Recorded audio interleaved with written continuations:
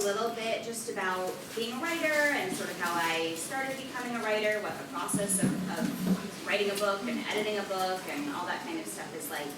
I started writing really young. I was a big journaler when I was younger. I don't know if any of you guys ever have to journal or keep a journal now. I highly recommend it, even if it's just a place to like vent about everything you hate, which is mostly what it was for me.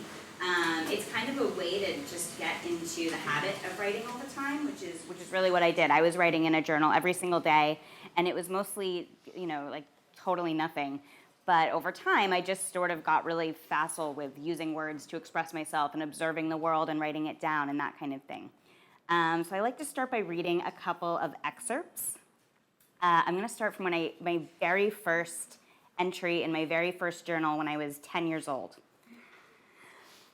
October 26, 1993. Dear Bethany, that was my journal's name. Today I'll talk about Jerry. I'll start at the top and work my way down. He has fiery red hair that makes his face look so handsome. He has such deep eyes that when he looks at me, I could faint. He has a cute nose that is not too big and not too small. His smile is always so cheerful that it always makes me smile when he smiles. He's nice and funny, and when we worked on the newspaper, he was always showing off and typing so fast in math. But guess what? I have competition for him. Catherine Aspinall. She's this tall, curly-haired blonde. She has very short hair and always clashes. She's a jerk. And guess what she did? She was wearing this majorly ugly hat, and Jerry walked by and touched it. And Catherine said, "I'll never wash this hat again." She also told Dana she thought he was very cute. Great news, though. When Dana asked Jerry what he thought of me, he said he liked me as a little more than a friend. I must admit, I'm absolutely in love with Jerry. Guess what? We have this postural screening thing to check our spine tomorrow. We also get weighed and measured. Also, Mom said I could get a pre-bra. I can't believe Katie, of all people, doesn't have a pre-bra yet. Love, Corey. December 24th, 1993. Dear Bethy, I can't believe it's almost Christmas, can you? I spent last night at Marika's. It was tons of fun. We had awesome pizza from Pizza Hut. I want to tell you about some of my friends. This is where I get real mean. Dana. Dana is very mature acting, and she is very smart. She's been my friend for a while, and we were best friends until Lizzie came along. But she's not here anymore, and I'd rather not talk about her now. She makes me sick. Anyway, they became good friends, and Lizzie kind of broke Dana and I apart. She's got short, dark hair and just got bangs. Leah. In Kathy's words, Leah is gorgeously gorgeous. She has neat eyes. But Leah often clashes and, doesn't wash or brush her hair. Weston likes her legs. She is very nice, but she isn't very trustful. She has told many secrets. Georgia. Georgia is beautiful. Her eyes are a bit different, but mostly just very dark and big. Georgia is also very nice. She's very funny, but occasionally talks behind people's backs. Then again, I do too sometimes. I think she takes teasing very well because lots of boys in our class say she has a mustache. Katie. Katie is my all-time favorite friend, but she's got tons of problems. She is about an 8 on beauty, but she is very slim and graceful. I think she's an above stress level child, but a great friend. I got her an M&M gumball machine for Christmas. Kathy. Kathy is absolutely stunning, but often clashes. I'm very obsessed with clashing. I think she would make a great model when she's around 18. Kathy used to like Weston and still thinks he's cute. Actually, so do I, but he's a big jerk. Lydia. Lydia wants to be an actress when she grows up, which really upsets me. I kind of thought it was my thing. Like I could be an individual, because I'm an individualist in some ways. Every time she mentions it, I get all hot and mean feeling. Love, Corey. So I stuck with the journals for all of elementary school, which is when those were, and junior high and high school and college as well. And for a while, they're really fun to read. They're mostly like this. They're kind of embarrassing. They're I cannot believe I was this mean to my friends. I was this obsessed with how everyone looked. I was this focused on everything. But as they go later and they get into high school, they get sort of harder to read because I had a really hard time in high school. I had a mom who was not doing well. And I looked through my journals to kind of find the moment that writing became more than just reporting on what was going on in my everyday life and became more of a place that I really like needed to go, where it was like, I don't know what to do, so I'm gonna go into my journal. So this is from the day I found out that my mother was going into rehab for alcoholism. February 1st, 2001. I just found out my mom's an alcoholic. In the next few days, she's going to be going through a detox program. She's been using it as a drug. This is my family. How did this happen? Once upon a time, my family was normal. Now I live a totally foreign life, the kind they write stories about. She has a liver problem. She's going to a psych ward. So where am I? Am I independent of this insanity? Is this why I don't drink? Are things always going to be this insane? When will things stop? When can I leave them? I don't quite know what to think. I get to leave this all soon. I'm without a mother. I missed out on that normality, that perfect comfort. It's so unfair. Why does this have to be my path? I want something different. If I have to hear one more time that I'm the strong one and my brother telling me to take care of dad and dad telling me to take care of my brother, who the hell do I look like? I'm 18 in a week and a half. Not that it's going to matter. I'm a trooper. I'm a soldier. I can take care of everyone. Closed doors, open doors, quiet conversations. Everything is hidden. How did this ever happen? Love, Corey. So I don't read these parts of the journals much. Like I said, they're really painful to look back on. But I'm also really glad they're there.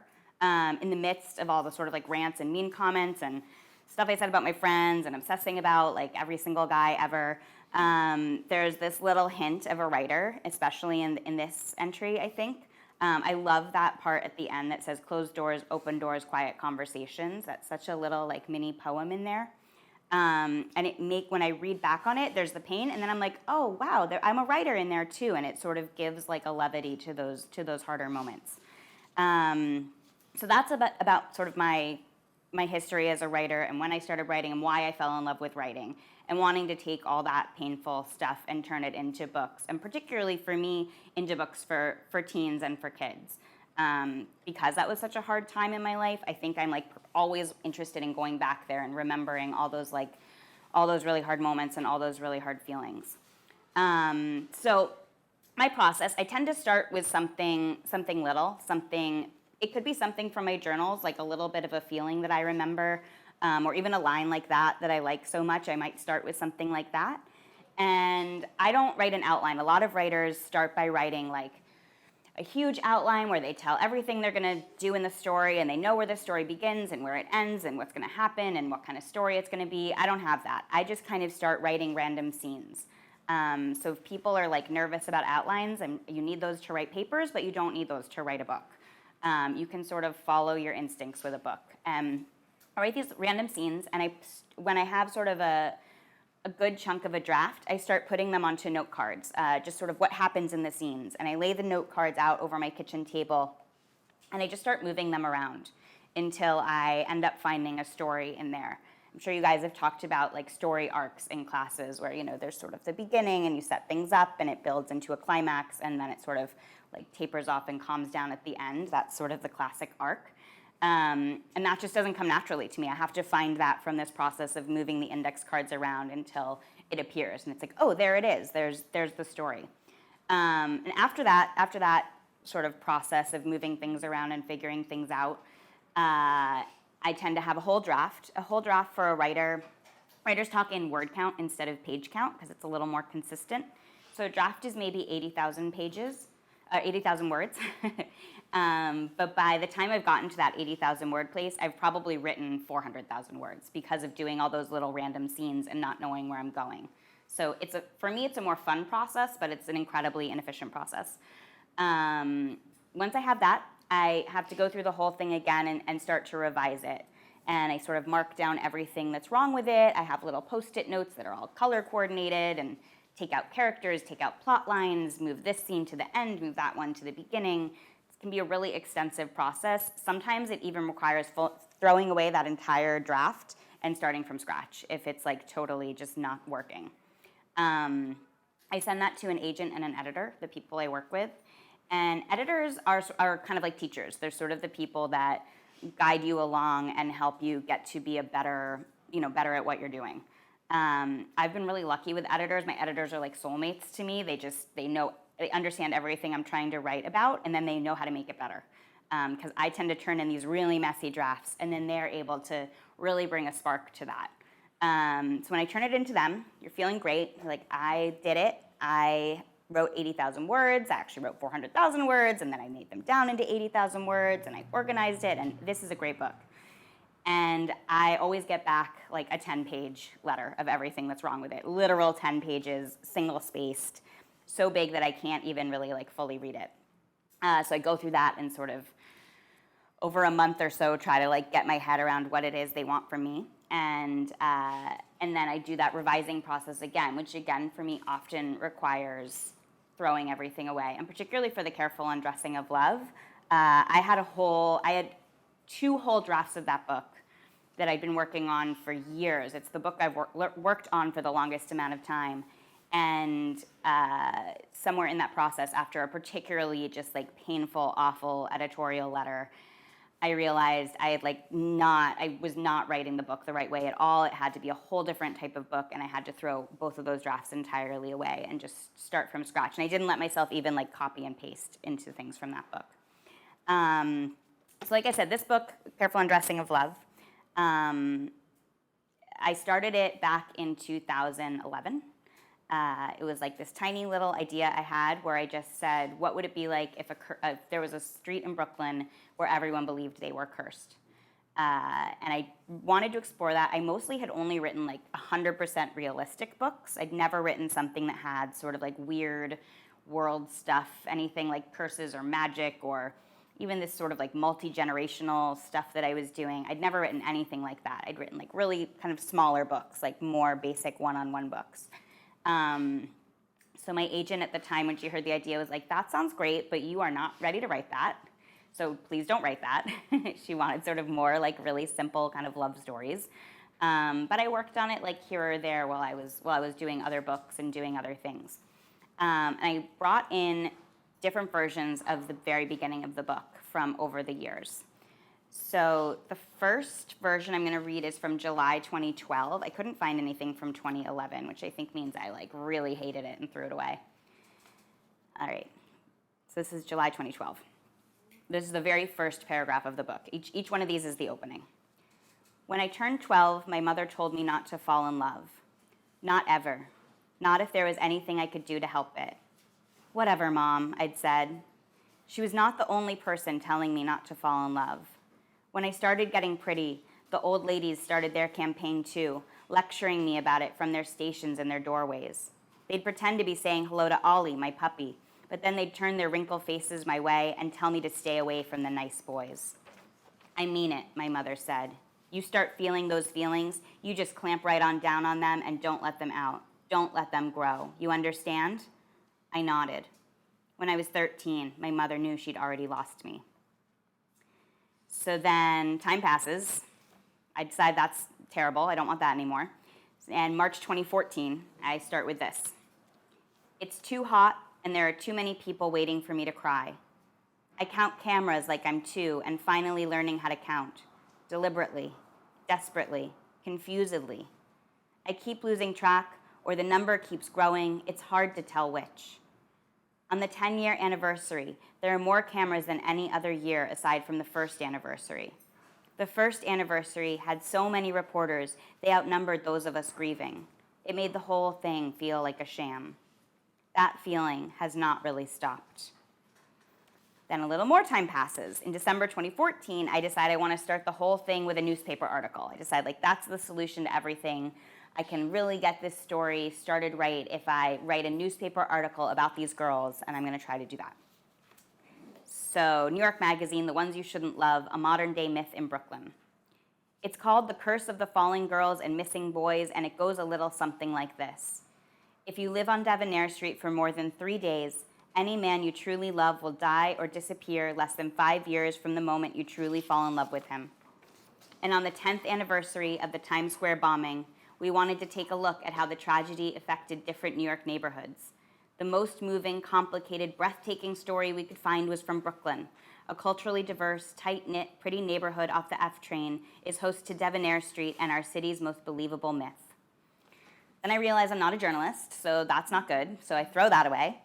And I try again November 2014. I go back to an old draft. It's too hot and there are too many people waiting for me to cry. I count cameras but lose track after 20. My sunglasses are on top of my head, so I move them to cover my eyes, and it's like I'm 5 and they think they can't see me if my eyes are hidden. In January 2015, I try again. It's too hot and there are too many people waiting for me to cry. Can't they put the AC on? Haven't we been through enough, Cruz says. He pulls at his tie and flops his arms, trying to get air underneath his suit jacket. I count cameras but lose track at 20. My sunglasses are on top of my head, so I move them to cover my eyes, and it's like I'm 5 and think they can't see me if my eyes are hidden. I always have sunglasses on my head. You never know when you're going to need to hide from the world. The 5-year anniversary memorial is a big deal. Not to me, really. Every day without my dad is a big deal for me. But for the reporters, for the rest of New York, for everyone who thinks they were affected by the bombing but really weren't, the 5-year anniversary is special.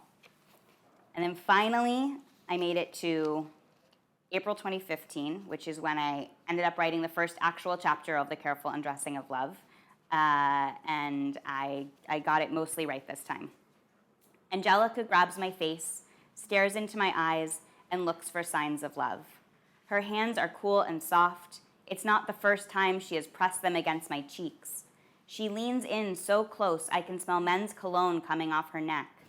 She wears it every day, says it reminds her of her late husband. I keep my eyes open, but I'm aching to slide sunglasses over my face and disappear. She turns my face this way and that, like love might be hiding under my chin or behind my ear. She brings her fingers closer to my eyes, pulling at them from below so they open a little wider. I shift my gaze skyward. Someone tied balloons to the garden gate for the shared birthday, and a few of them have freed themselves and are floating up, up, and away. I think I wouldn't mind being a red balloon against a blue Brooklyn sky, looking down over Debonair Street. So that's where I actually ended up. And when I read them all together, I can really see like the different ways I'm trying to enter the story and trying to tell the story that's in my head. And that's sort of the biggest part of the process for me, is that opening, is like how to find the story I want to tell. And that's true if you're writing from your own life as well. I wrote a book that was a lot about my mother and alcoholism and stuff like that. And with that as well, it took me like a million tries to sort of figure out where it was to enter that story from. Because especially when you're writing about something that is personal to you, you know everything about it, but the people that you're writing for don't know anything about it. So you have to sort of find a way to not just explain it all to them, but give them these little like pinpricks of light into your life and into these moments that you really want to share. And with this book, with Careful Undressing of Love, I also just really, really wanted to write about a group of girls. Because I had such a hard time growing up, because I had stuff with my mom happening, I had to sort of create my own family. And I did that when I moved to New York. I moved here when I was 18. And that was girls for me. That was groups of girlfriends. That was best friends. That was like people that I felt could know me super, super well that weren't like my family, because that didn't work for me. So the book also was really about being a girl and being close to other girls, and that's not always perfect, right? Obviously, I'm 10 years old, I'm like talking about how much I hate all my friends and how much they clash, but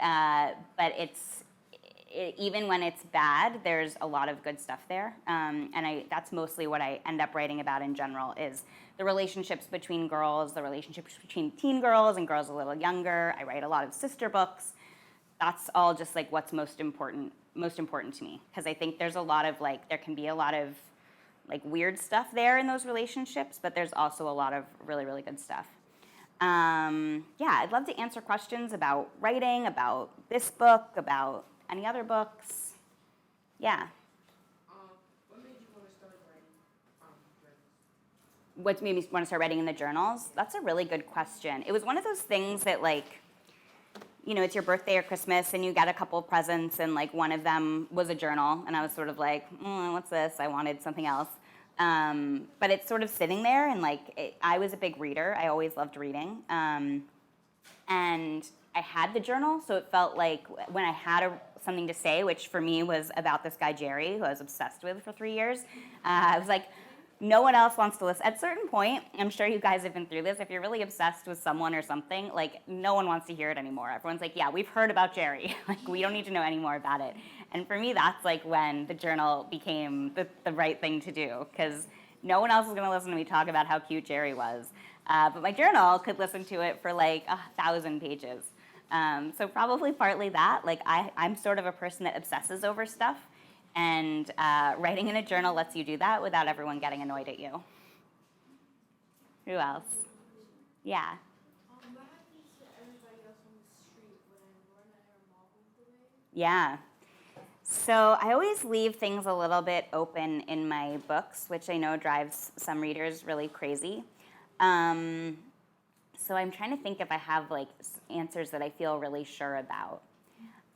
I definitely, when I wrote about the curse, I really wanted to write about like how older generations can have these ideas that really can mess up like everyone around them. If you're so sure about something, that can sort of like sink down and ruin everyone.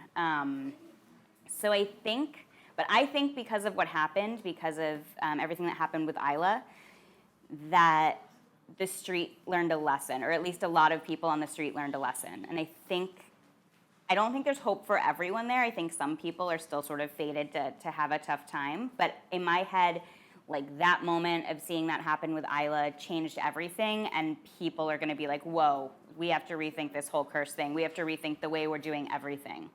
Yeah, I don't know if that answers your question specifically, but I think there's definitely people that are doing okay.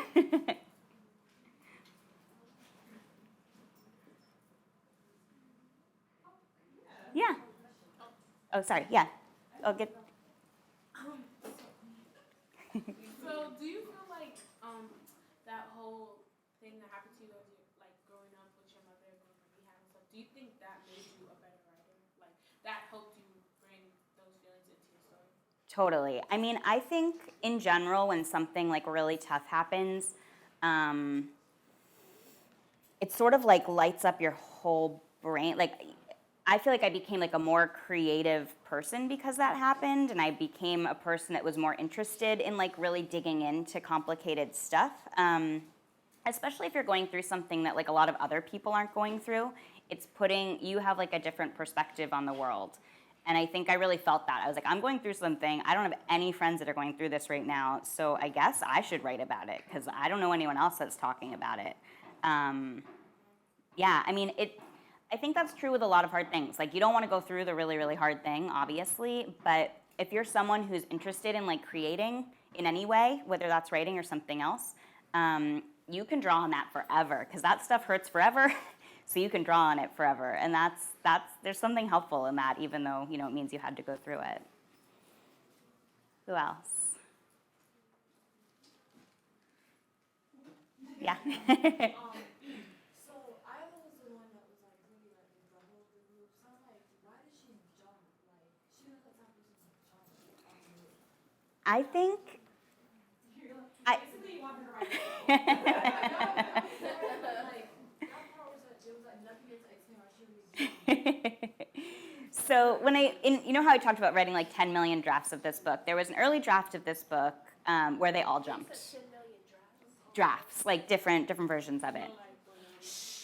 Thank you. So in a really early draft of it, I had all the girls jump. And I sent that to my editor, and he was like, cool, but no, we're not doing that. That's crazy. And I had to sort of look through the book to see who it was that I felt would make a decision like that. And to me, Isla's the youngest. She's so used to following everyone else, and they've been like telling her what to do her whole life. And I think for her, it was like bubbling over, and she just couldn't, like her brain couldn't make the right decision. I also think for Isla, and I tend to always have characters in there that have addiction problems. To me, I think Isla was probably struggling with some addiction stuff too. Like her mental health stuff and her addiction stuff was maybe deeper down than the other girls the other girls were really affected by like the life they were living. I think Isla had, wherever she lived was gonna have a really hard time, and it came out in different ways. Yeah. So I know everyone goes through a struggle in life. So what was your biggest struggle and how did you overcome that? So, like I said, probably what happened with my mom was my biggest struggle. And to be honest, that was not something that got solved right away. Like when, my mom was drinking all through my childhood, went away when I was 18. And then for the next 15 years was in and out of rehab. And those are years, obviously in your childhood, like you really want parents around, but also like in your early 20s, in your early adulthood, that's a time when a lot of people are really close to their parents. And I was not. I didn't sort of have like a mom around to do that with me. So just trying to handle that was probably like the biggest struggle of my life and how I got through it. I mean, like I said, I moved here. I loved New York. Like right as soon as I moved here, I felt like so much more comfortable. I really didn't I grew up outside of Boston and I didn't fit in there. And as soon as I was here, I sort of gravitated towards friends that you could talk about like really hard stuff with. Having friends that like it wasn't like surface. It was deep, and you could say like I'm miserable, everything's awful, like I hate everything. You could really say like the hard stuff. That's probably what really got me through it. Just having like outlets to do that, and writing too. I mean, I really feeling like there was a purpose to going through something hard helped me a lot. Like, okay, I went through this awful thing, but like maybe I went through that partly so I can write about things like that, and like identifying that I had that ability and then being able to like take advantage of what had happened. Yeah. I mean, you don't have to answer this question if you don't want to. But did your mother like overcome like drinking ability? Her drinking problems. My mom's been sober now for about three years. Yeah, which is awesome. Which is awesome. Yeah, when she's been going through hard times, she and I don't really talk to her because it's just too hard for me. But as soon as I took probably a year for her into her sobriety for me to feel like, okay, maybe I can like trust you again. And so now we're back in contact again. I got married in the fall, and she like did bridal shopping with me. She did all that. Thank you. So yeah, we got to do some of those like mother-daughter things that like I did not get to, she did not go like prom dress shopping with me. That's for sure. So sometimes later on it works out. Yeah. Did anything that you go through or anything affect your writing or make you want to stop writing? Oh, make me want to stop writing is an interesting question. So that other book I was talking about, which is for kind of a younger reader, like a 8 to 12, and that book is about sisters with an alcoholic mom, so obviously it was based on my own experience. But when I was writing that book, I knew I wanted to write about that, but I also was not ready to like really write about the really like ugly parts of that. So when I wrote a first draft of that book, I had the mom away at rehab the whole time. And it was just about them sort of like figuring stuff out while the mom was gone. And when I showed it to my editor, she was like, there's some really cool stuff in here, but like, what's the plot? Like, what's happening? I don't understand. And when I reread it, I realized like, oh, the interesting thing about this story is seeing the mom actually like drinking and doing all the kind of ugly, hard stuff. It isn't her being away. So I had to rewrite that book with that. And I had just been avoiding that. Like I did not want to write about what it really is to be 10 with a mom who's drinking. Like I did not want to go there. But when I dug in there, actually I was able to sort of distance myself a little more than I would have thought. But there's definitely things that like you feel not quite ready to write about, and then you have to sort of wait for the right opportunity to do it. And for me, like I'm not writing memoirs. Like I'm good reading sort of from my journals and stuff, but like in terms of what I would want to publish, I would not want to write about like exactly my mother and exactly me. That's too, people are hard enough on characters that they read about. I wouldn't want to hear it like about actually me. Yeah. Who did I go to for support other than writing? Definitely friends. I also I was always drawn to my friends' moms. Like if I had a friend's mom who was really awesome, I would spend a lot of time with them. But like really, really friends that were girls. Like that was sort of where I got most of my strength. I had like some teachers and some parents around that I was really into. But anyone that I could like say the really ugly truths to. And that's what I do in writing too. Like I don't like to write stuff that's like really surface or that's sort of like happy and fine. I mean, obviously, like you saw, I'm interested in like how things don't always work out really right, and having friends that you could sort of acknowledge that with. I definitely got a lot of support with that. Yeah. How did you write your book about allowing how it helped you? Sorry? How did you write the book helped you? Oh, how did it help me? That's a great question. I think I learned a lot about like different ways people cope. I wrote these 4 really different sisters, and I sort of learned different lessons from all of them because they all, in the book, they're all dealing with the mom's illness in lots of different ways. And as I had to make those different decisions, I learned like, oh, here's different ways you could cope with this. And also putting it out there, I find like really helpful. And I talked to my mom before it came out. I was like, I kind of wrote about some of our stuff. Is that okay? And at that point, she was in a good place, and she was like excited that people would read that book. And it was interesting when she read it. This tells you like how big the difference is between someone's brain when it's like working really soberly and when it's not. When she read it, she was like, "Oh, these little girls just want their mom to be okay." I was like, "Yeah, of course." She's like, "Oh, I always thought like you just hated me." I was like, "No, all I just wanted you to be okay." And like that reading the book helped her understand what the experience was like for me was probably like the best thing that came out of it, because I feel like she finally understood I wasn't just sitting around like hating my mother. I just wanted my mother to like not be drinking anymore. Right. Yeah. You don't have to answer if you don't want to, but I'm curious. You haven't really talked about your father. So where was your father when mom was leaving? So my dad's great, but also my dad was really he's like a total optimist, so he just like couldn't see it. Like he just thought everything was fine all the time, and he just like couldn't ever really see like what was going on in a real way. In the book that I wrote that's sort of about my family, I have the father is a professor of fairy tales, which is sort of what my dad is in some ways. Like he just kind of saw everything as fine even when nothing was fine. He just like kind of couldn't see it. Yeah. You said earlier with like when you were writing, you would get a lot of critiquing back, and it would like edit your whole story.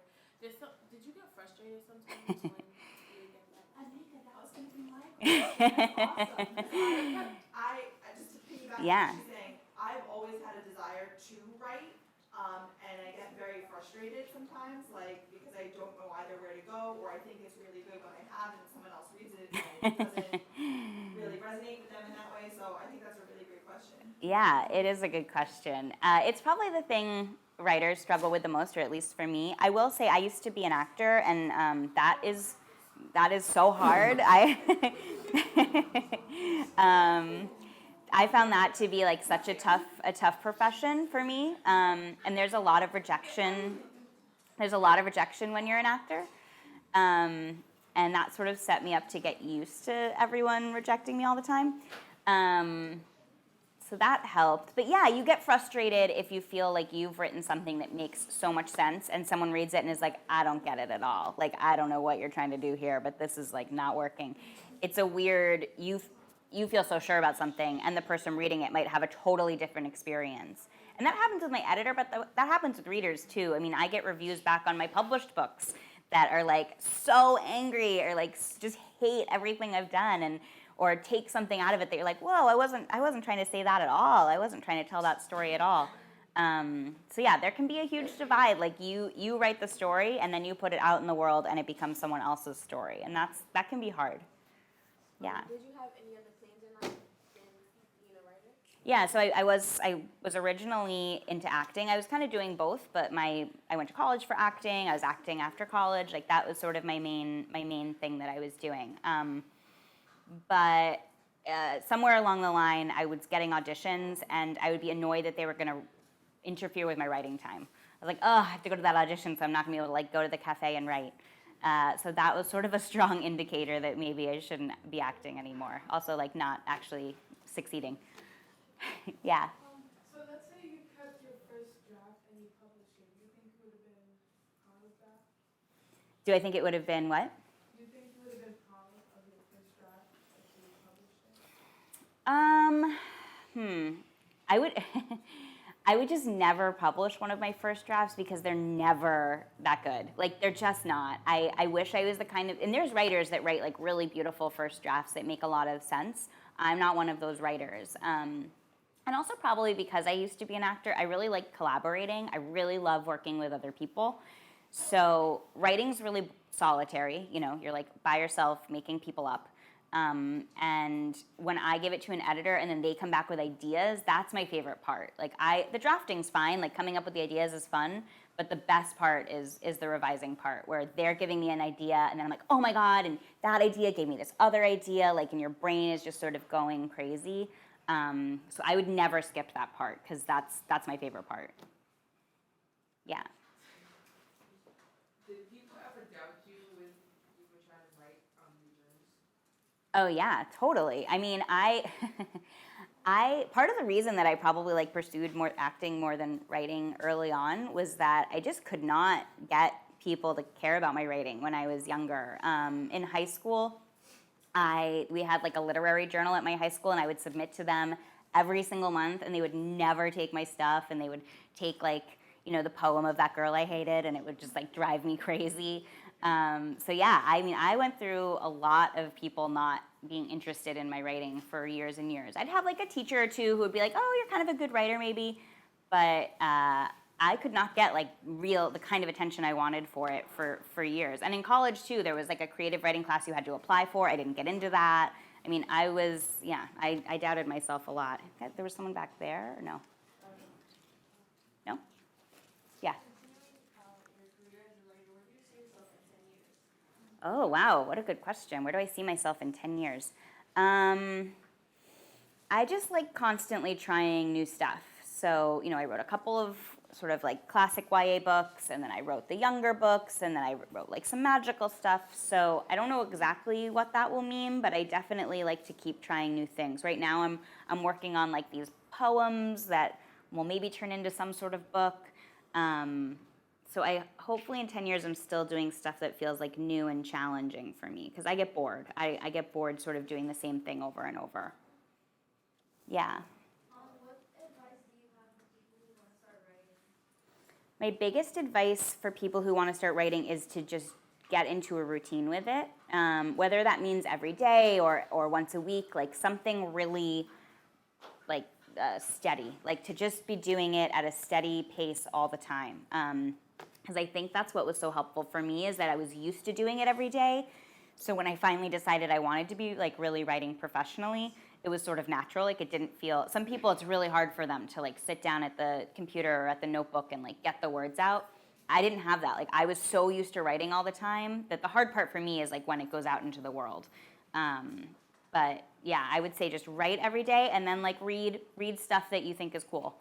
But the writing routine is huge. Yeah. Yeah, of course. I would love my book to be a movie. We all just like wait around hoping someone's gonna option it. Back with my first novel, OCD Love Story, I like I said, I acted a lot when I was younger, and my old acting teacher from high school actually contacted me with that book, and he was like, I think this book could be a really cool play for the school to do. So I rewrote the novel into a play for my old high school, and that was about as close as I got to a movie so far. And way in the back, I think you had your hand up before? Yeah. So you see how like when you was reading from your journey, you said like you kind of like judge people based on how they look. Yeah.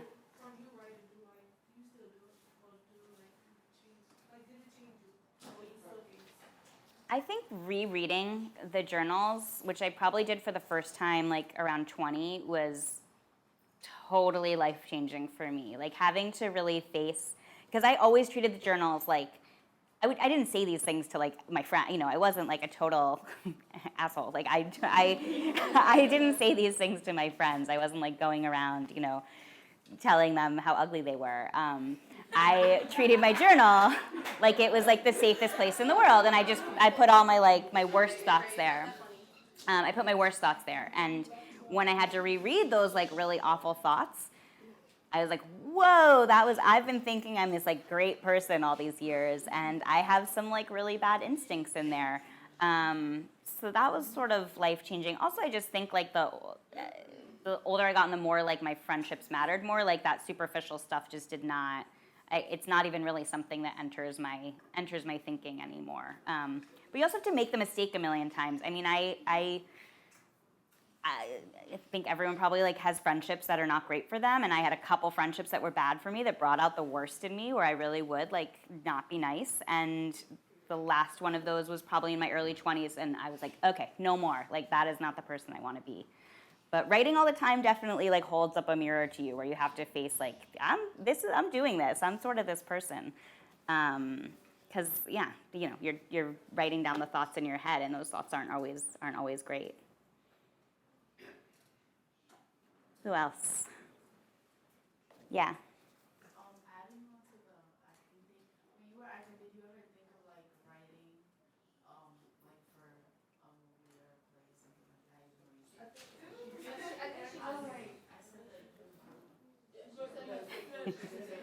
So yeah, so I wrote the play for my first book. I wrote OCD Love Story into a play.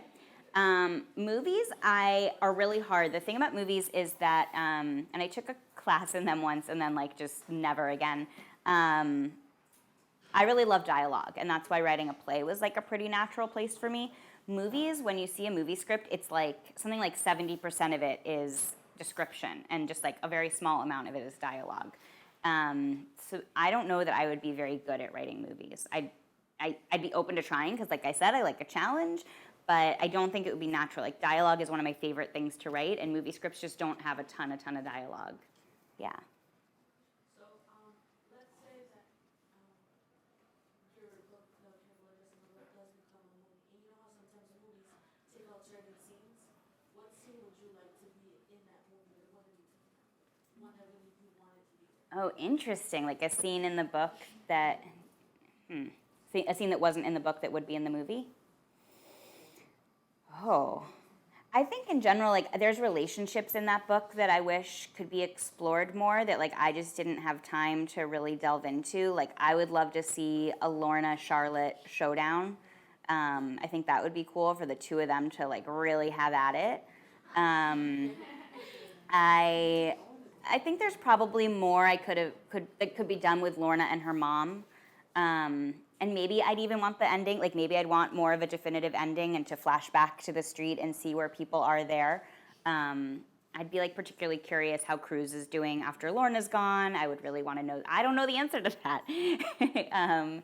Or yeah, how everyone's doing after Isla's death. Yeah. Who else? Two more? Okay, two more questions. Come on, you have to take advantage. Two more. Yeah. Do you feel like you started writing because like you were lonely? Because like when people get lonely and they go through things, like they just start writing and writing and writing. So like since your mom wasn't around and your mom was around, do you feel like that's what Yeah. inspired you to write? 100%. Yeah. I mean, I felt so alone in my house. Like I just felt so alone there. My brother was 6 years older, so he was gone. Like when I was pretty young, he was already gone.